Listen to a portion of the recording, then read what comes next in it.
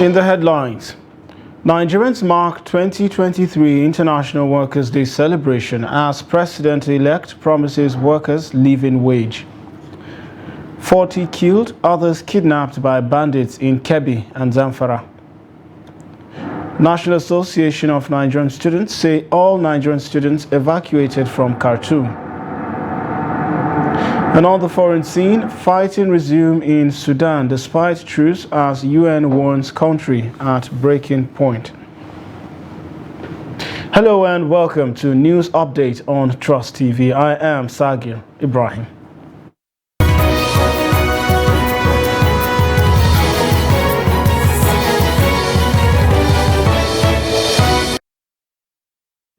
Hello and welcome once again. Now the news in detail.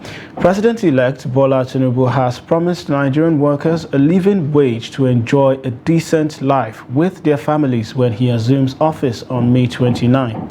In a statement he personally signed, Tinubu rejoiced with workers on International Workers' Day, saying since 1945, when the railway workers and 16 other public service unions led the first general strike to demand for better wages because of rising cost of living, the labor movement in Nigeria has always fought on the side of the masses.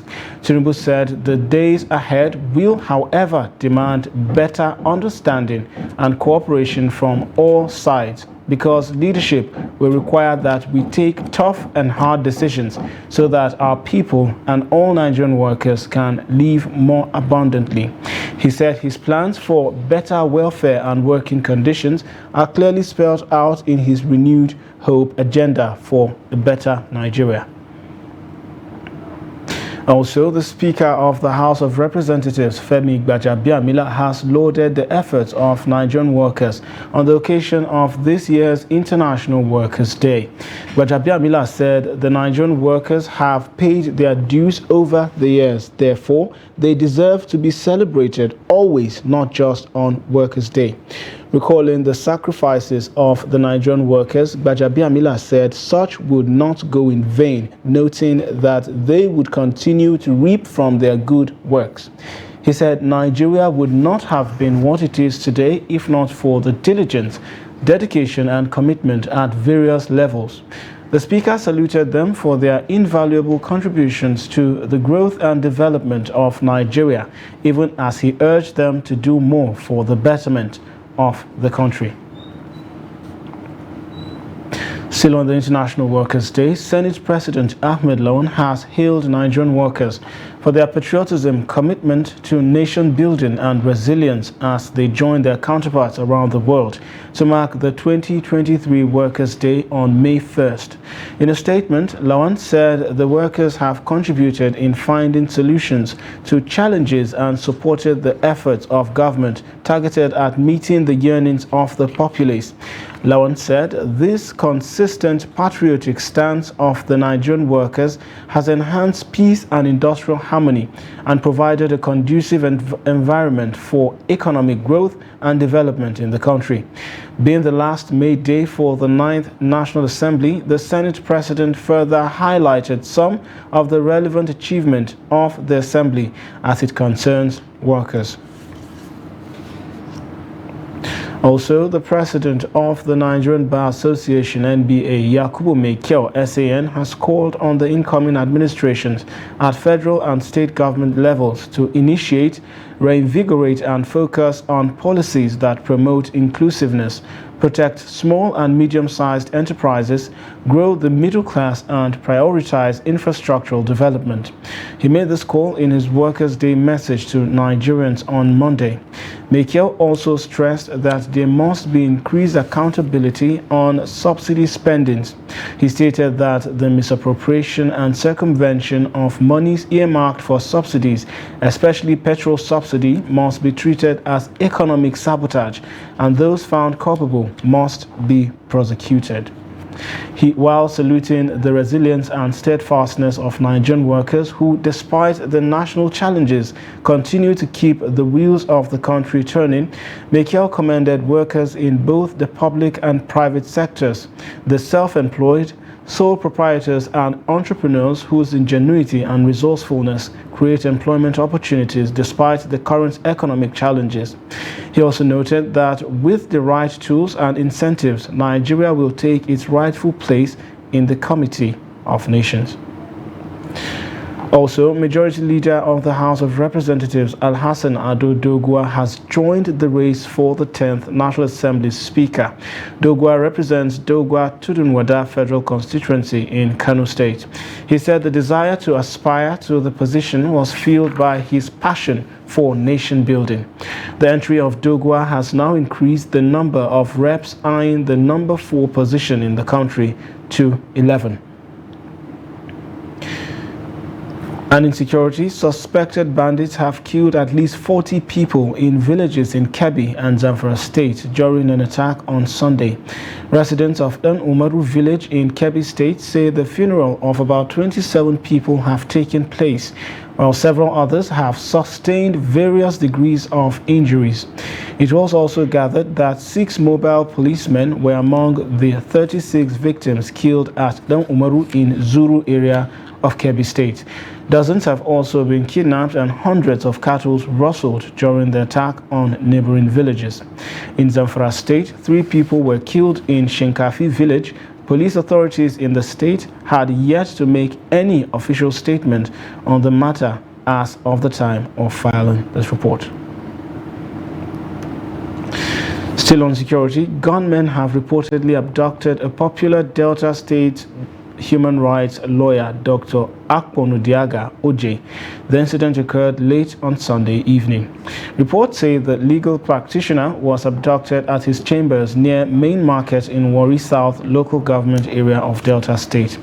When contacted for comment, the Delta State Public Relations Officer, DSP Bright Edafe, in a telephone conversation confirmed the report. The police image maker said the police are investigating the matter. At the time of this report, nothing has been heard from the lawyer's abductors. Also, 4 suspected robbers have been arrested by operatives of the Ogun State Police Command a month after they carried out an operation in the state. The suspects, Sharif Kamoru, 28, Rabiu Seidu, 37, Okpeyemi Adebayo, 26, and Ajibola Fakolade, 21, were members of a robbery syndicate terrorizing Songwater and its environs in the state. The police public relations officer in the state, SP Abimbola Oyeyemi, disclosed this in a statement on Monday. He said the suspects were arrested following a report lodged at Songo Divisional Headquarters on March 20, 2023 by one Adeleye Sunday. The PPRO explained that the victim reported that he was attacked by some armed hoodlums at about 5:30 a.m. in the morning in the Joju area of Songwater. Items recovered from the suspects are 1 cutlass, 1 Technopop 2F belonging to the victim, and a nose mask used by one of them during the operation. Oyeyemi, however, said the Commissioner of Police, CP Olanrewaju Oladimeji, has directed that the suspects be transferred to State Criminal Investigation Department for discreet investigation and diligent prosecution. Away from that, the Federal Road Safety Corps, FRSC, says it has recovered over 385 stolen vehicles since the introduction of the National Vehicle Identification Scheme. The Corps Public Relations Officer and Education Officer, BC Kazim, said this in a statement on Monday in Abuja. According to him, the FRSC has recorded huge success with the introduction of the NVIS in the area of intelligence gathering and sharing. He said that it facilitated the recovery of stolen vehicles and provided security agencies with adequate intelligence for speedy tracking of criminals. He said that among the vehicles recovered recently was a stolen Mack containerized trailer with registration number BEN 477XC. Kazim said that the vehicle broke down at Babcock University Junction at Ilishan, Benin, and had to be towed by the FRSC officials to ensure smooth flow of traffic.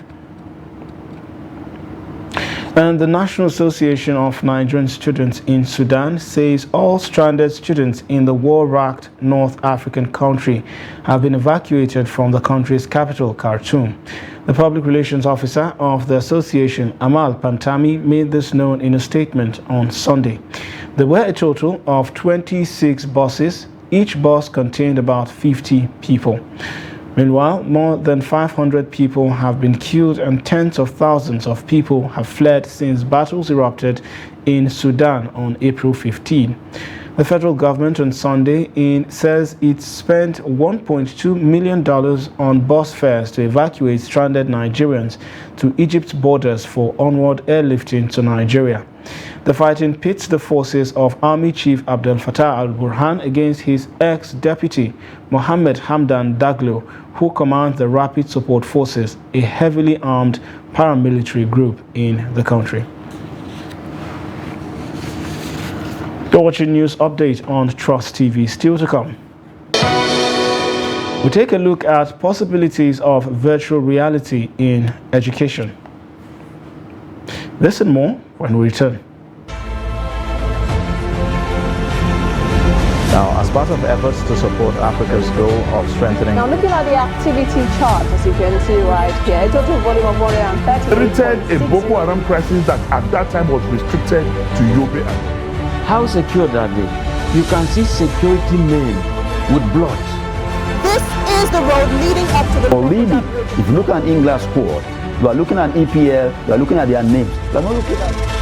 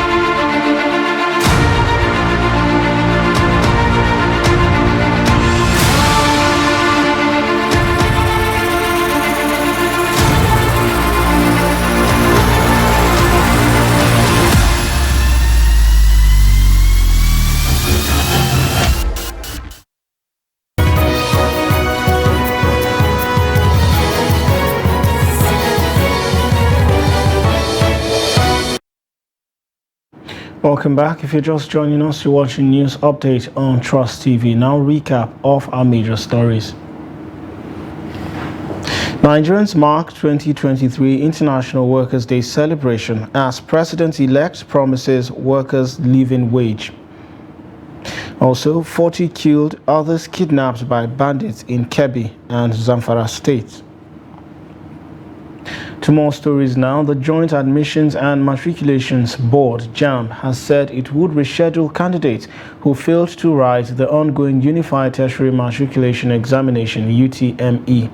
The board, in a statement on Monday morning, announced that all candidates who could not sit for the 2023 UTME within their scheduled time, owing to no fault of theirs, would be rescheduled to take the examination on Saturday, May 6, 2023. Candidates under these categories are principally those who were verified at their centers but could not sit for the examination, those who could not be biometrically verified, and those with mismatched data, JAMB said in a statement released by spokesperson Fabian Benjamin. Recall that JAMB had scheduled the conduct of the 2023 UTME to start on Tuesday, April 25th, 2023, and to end on Tuesday, May 2nd, 2023. The board noted that on the first day of the 2023 UTME, a number of candidates in some centers could not sit for the examination, as well as in some centers in subsequent days due to diverse reasons. Though a reasonable number of them have been rescheduled and have taken the examination, some are yet to take the examination. Meanwhile, JAMB disclosed that results of candidates who have so far taken the examination will be released tomorrow, Tuesday, April 2nd, 2023.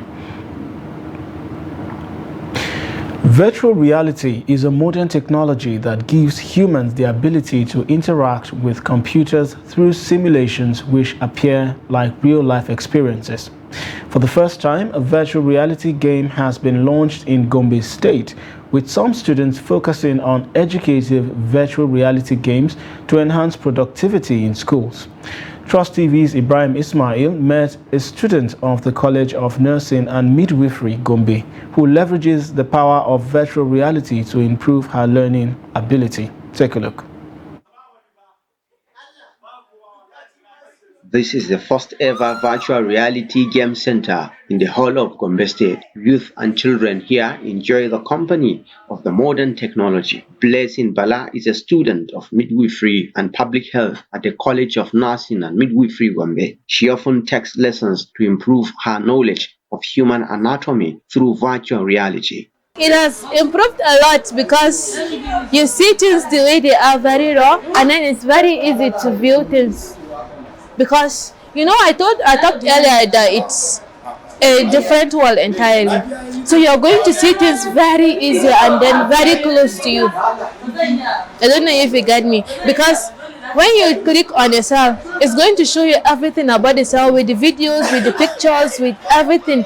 She finds the virtual reality technology to be very supportive and hopes that the tech could be made available to students at all levels to improve understanding. Others who play the virtual games share their experience as they learn new techniques in football and driving.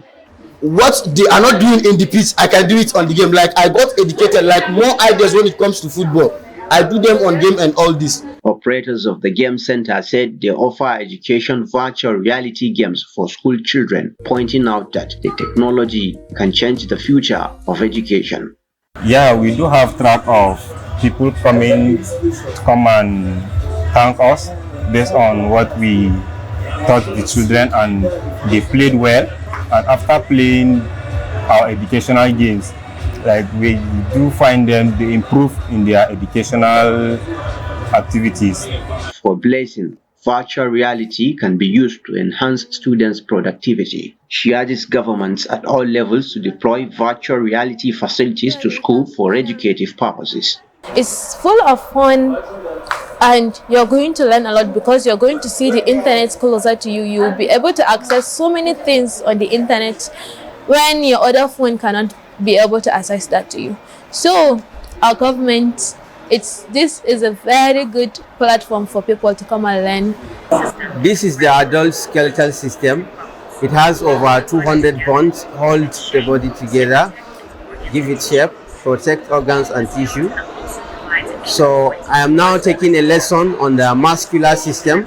I can see the muscular system very visible. Resolution of the Human Anatomy Image Project is epic, and such encourages students to learn seamlessly. Ibrahim Ismail, Trust TV News, Gombe. Nigerians have continued to express mixed reactions over the federal government's decision to suspend the planned removal of subsidy on petroleum products by the end of the outgoing administration of President Muhammadu Buhari. They, however, called on the federal government to use the period of the suspension to map out a plan that will ensure that Nigerians do not suffer the impact of the exercise, but rather enjoy the benefits of the removal whenever it comes on stream. Salis Lewan has the report. On Wednesday last week, shortly after the valedictory council meeting presided over by Vice President Yemi Osibanjo, the Minister of Finance, Budget and National Planning, Zainab Ahmad, explained that the council deliberated on the matter and resolved that the fuel subsidy cannot be removed now.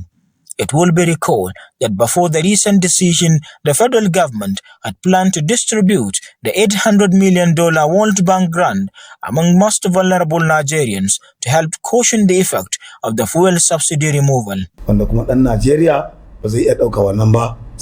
It is a welcome development because the earlier decision of the federal government to remove the petroleum product subsidy did not go down well with Nigerians. And believe you me, if the subsidy is removed, I am telling you, prices of everything will double. And this is going to be much more difficult for Nigerians to survive in the country.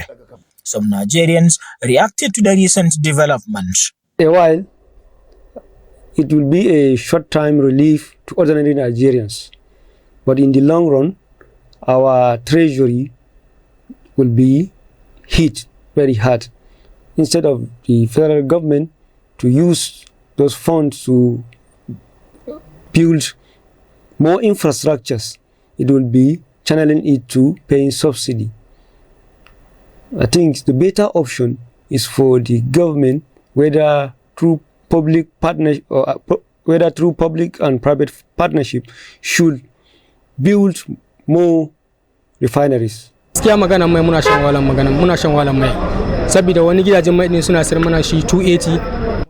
me, it's better the subsidy be removed because it has no direct impact on us.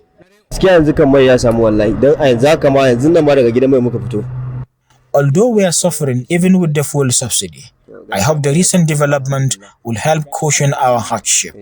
The Nigerian government has, for decades, subsidized fuel and fixed retail prices for petroleum products. The payment has, however, threatened the nation's fiscal position and impacted government's ability to fund developmental projects across the nation. Silas Lowen, Trust TV News, Yola. On the international scene, fierce fighting broke out again on Monday between Sudan's army and paramilitaries despite the formal extension of a truce after the United Nations warned the humanitarian situation reached breaking point. More than 500 people have been killed since battles erupted on April 15 between Sudan's de facto leader Abdel Fattah al-Burhan, who leads the regular army, and his ex-deputy Mohamed Hamdan Daglo, who commands the powerful paramilitary Rapid Support Forces. Millions of Sudanese around the capital have since hidden in their homes with dwindling food, water and electricity as warplanes on bombing raids have drawn heavy fire from anti-aircraft guns. Burhan and Daglo have agreed multiple poorly observed ceasefires and extended the latest formal truce on Sunday by 72 hours, with each side repeatedly blaming the other for the frequent violations.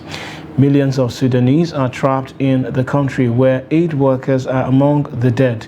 Humanitarian facilities have been looted and foreign aid groups have been forced to essentially halt all aid operations.